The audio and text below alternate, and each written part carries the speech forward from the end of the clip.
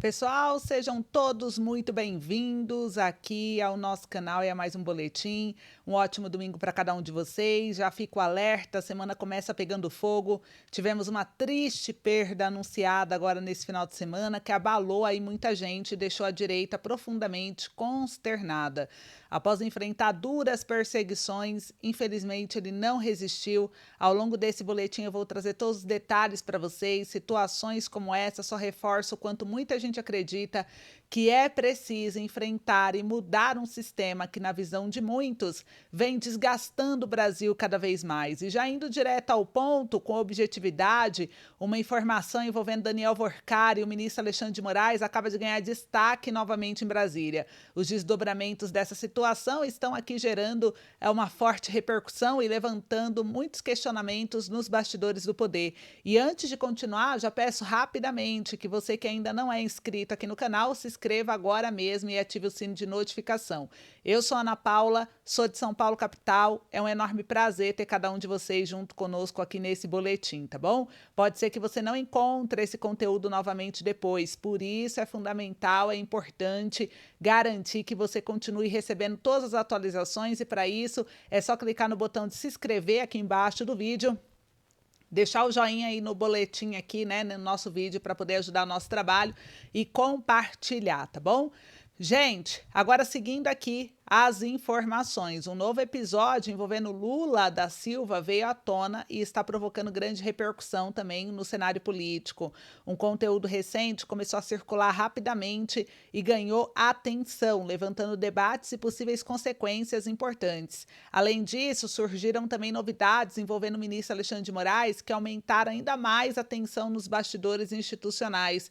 A situação envolve figuras próximas ao cenário político atual e pode trazer impactos relevantes nos próximos dias.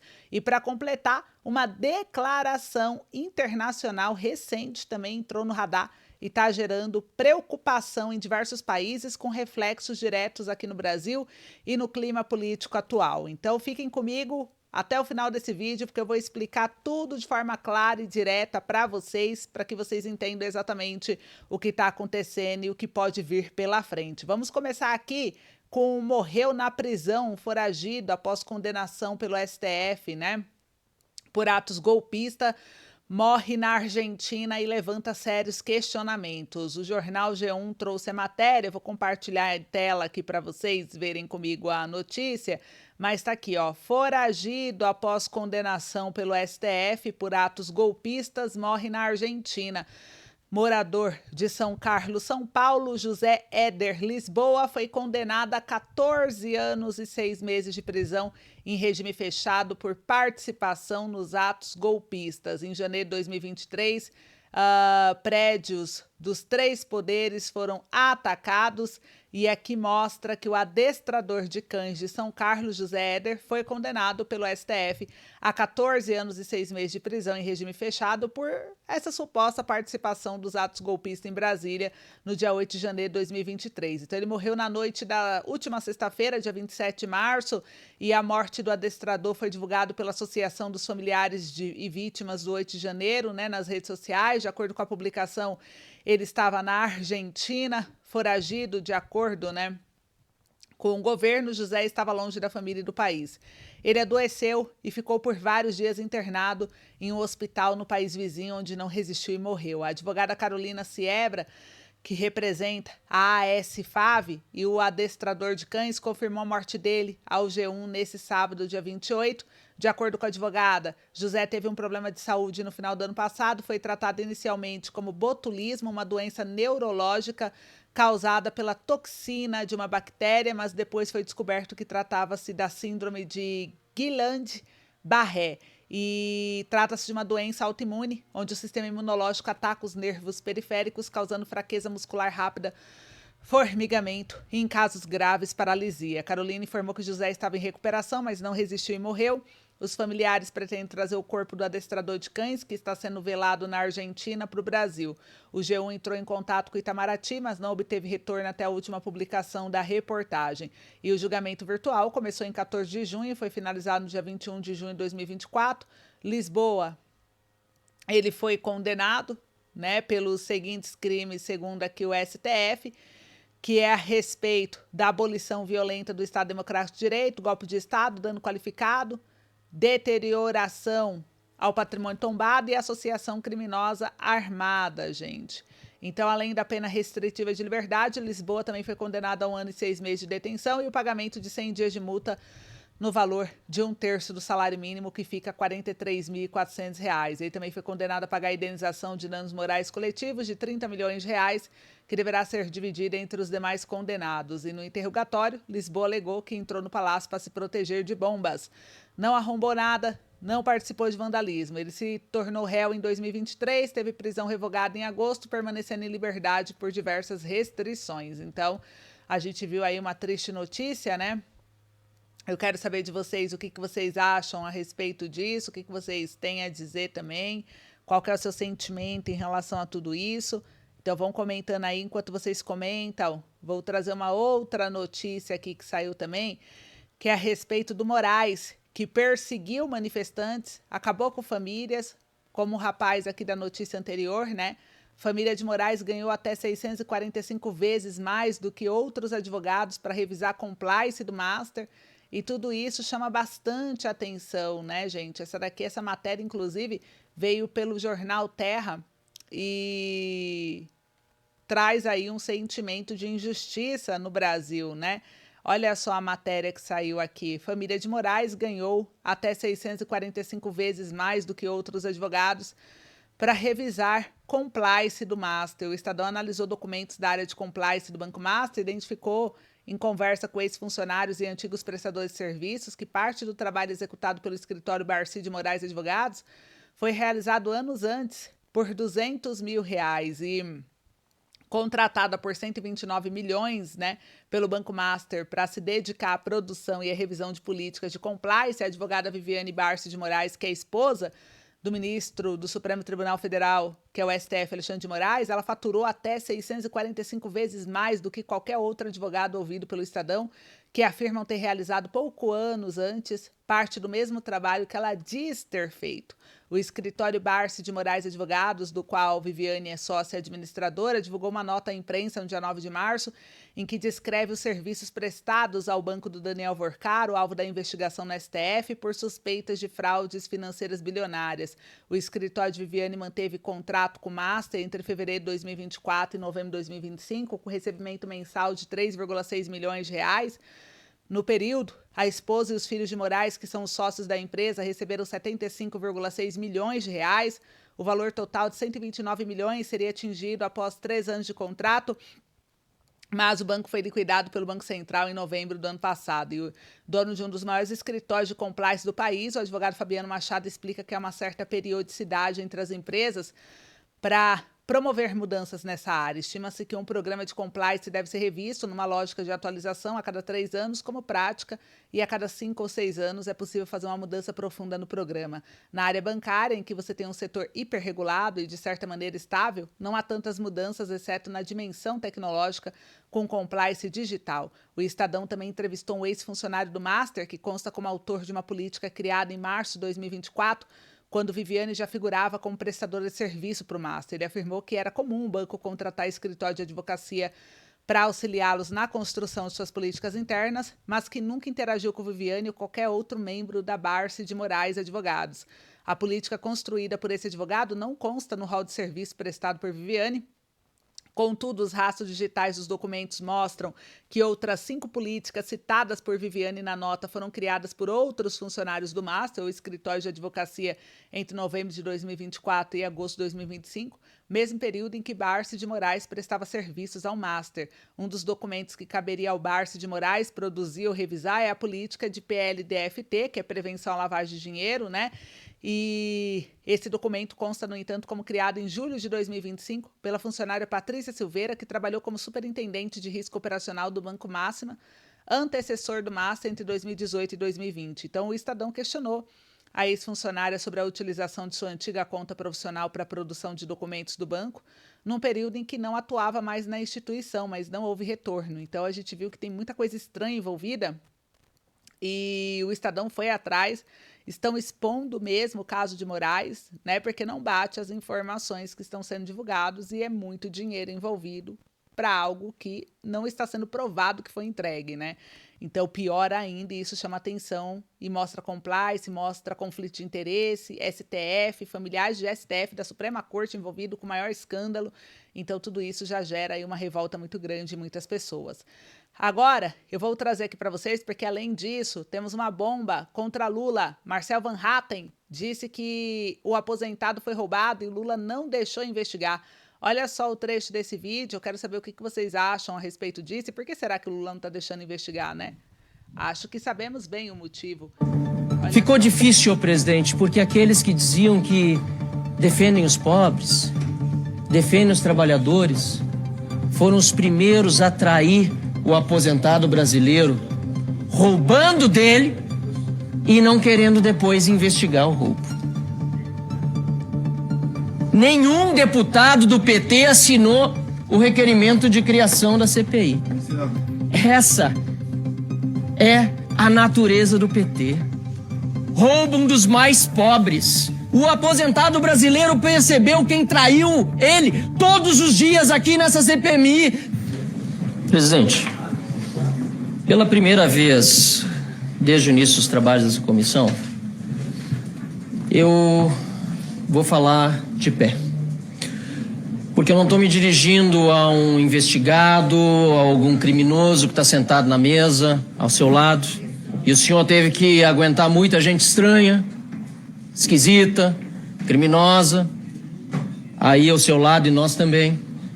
Mas nesse momento eu estou me dirigindo, senhor presidente, ao aposentado brasileiro, ao povo brasileiro, ao pensionista brasileiro. As pessoas que trabalharam uma vida toda pagando o INSS para ter alguma coisinha quando se aposentasse. Lá no meu estado, Rio Grande do Sul, senhor presidente, o número de pessoas que me abordam na rua para falar sobre a CPMI do INSS foi crescendo a cada dia. Essa CPMI foi no coração das pessoas mais simples. Gente que muitas vezes não tem nem direito onde morar, senhor presidente. Pessoas que às vezes não têm nem direito o que vestir ou até o que calçar. Pessoas com deficiência. Pessoas que foram roubadas. E que colocaram no nosso trabalho uma esperança que, lhe confesso, senhor presidente, ficou até difícil de carregar esse tempo todo. Ficou difícil, senhor presidente, em muitos momentos, e nós ficamos aqui do início ao fim, todos os dias, desde o primeiro dia de trabalho da CPMI. Eu não falo que tem uma sessão. Ficou difícil, senhor presidente, porque aqueles que diziam que defendem os pobres, defendem os trabalhadores, foram os primeiros a trair o aposentado brasileiro, roubando dele e não querendo depois investigar o roubo. Nenhum deputado do PT assinou o requerimento de criação da CPI. Aqui, senhor presidente, senadores e deputados do PT blindaram todos aqueles que tentaram ou que tentávamos trazer para investigar melhor e que acabavam respingando na narrativa do PT, que é só uma narrativa mesmo, de colocar a culpa dos seus crimes nos outros. São tão absurdos que colocam a culpa no Bolsonaro do Lulinha receber uma mesada de R$300 mil por mês. Olha, senhor presidente, aliás, eu dei uma olhada no relatório paralelo apresentado pelo PT, deputado Alfredo Gaspar. O Stefanuto, que disse que é um homem de partido, está fora do relatório deles. E encontraram 4 milhões na conta dele, do dinheiro dos aposentados, do seu dinheiro, cidadão brasileiro. E encontraram mesada de R$150 mil paga ao Stefanuto. Stefanuto, o presidente do INSS, do Lula, está preso. Mas o relatório que os petistas querem aprovar não tem o Stefanuto. Senhor presidente, ou agora a senhora presidente, deputada Coronel Fernanda, o que nós vimos aqui foi uma traição ao povo brasileiro todos os dias. Os carros de luxo que nós vimos passar aqui na tela, os relógios, as joias, os vinhos caros, tudo pago com dinheiro suado do aposentado gaúcho brasileiro. Tudo pago com dinheiro roubado pelo Lula para beneficiar uma quadrilha. Para pagar, inclusive, a mesada do seu filho Lulinha, que está agora indiciado pelo relatório do deputado Alfredo Gaspar. Mas ele nem no Brasil está, deputado Alfredo Gaspar. Parabéns por pedir a prisão preventiva do Lulinha também. Esse homem é perigoso. Teve a quem puxar.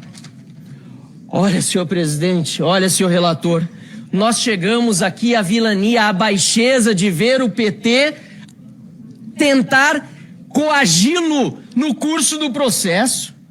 A coação que foi feita aqui, a baixaria contra Vossa Excelência, essa é a natureza do PT. Roubam dos mais pobres, dos aposentados brasileiros. Pois é, gente. Então eu quero saber aí o que vocês acharam, né, a respeito desse vídeo, desse assunto. Algo aqui foi dito e com fatos, né? E contra fatos não há argumento. Então eu deixo vocês refletindo aí. Enquanto isso, Moraes abre mais um caminho para não investigar o caso Master. É o que a gente vê acontecer no Brasil. Saiu pela CNN Brasil, olha só a matéria, só para vocês verem o que está acontecendo. Moraes abre mais um caminho que pode frear o caso Master ao restringir o poder do COAF. O magistrado abriu hoje mais uma brecha para que as investigações como a do Master não avancem.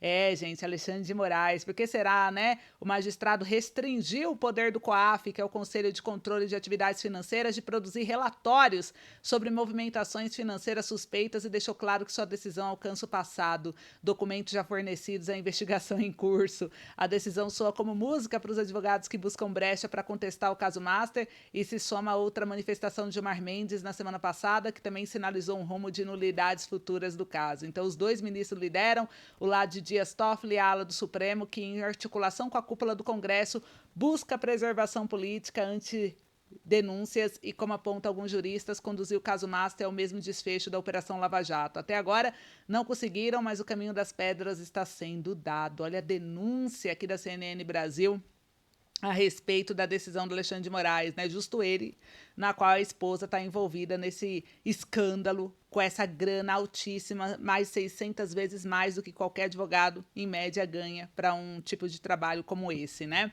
E olha só, gente, vou trazer aqui mais uma notícia para vocês, mas vão comentando aí para mim o que vocês estão achando, tá? É muito importante ouvir vocês. Agora eu quero falar sobre o Trump, que está de olho nas terras raras existentes no Brasil. Vocês apoiam que os Estados Unidos façam uma intervenção ou atuem aqui? Ou vocês acham que isso não deve acontecer? O jornal trouxe essa informação e eu queria saber sua opinião e se vocês acreditam nisso ou não. Tesouro avaliado em 23,6 trilhões de reais encontrado no Brasil chama a atenção do Donald Trump. E esse tesouro é avaliado em 23,6 trilhões. Ele pode colocar o Brasil no centro de uma disputa global envolvendo tecnologia, energia e até interesse militar. E aqui mostra que a estimativa considera o potencial econômico das chamadas terras raras, um conjunto de minerais estratégicos que desperta atenção internacional, inclusive do presidente dos Estados Unidos, Donald Trump.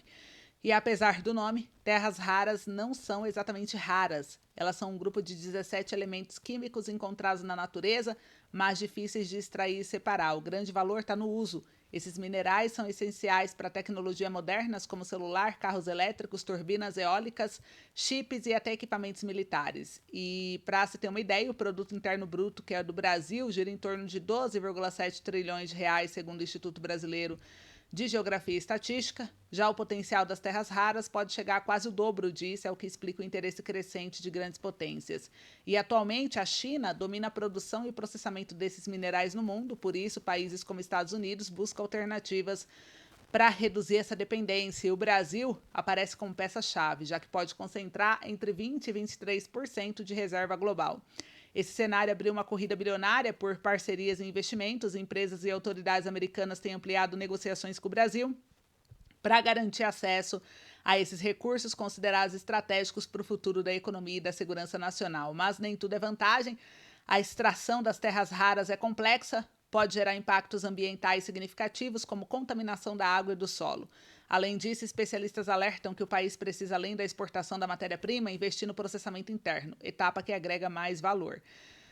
Gente, então comentem aí o que vocês acham. Esse foi o nosso boletim, a gente ficará de olho em tudo. Em breve eu volto com mais um encontro aqui no canal com vocês. Então siga o canal, deixa o like, compartilha, comenta o que você achou. Um beijo, até logo.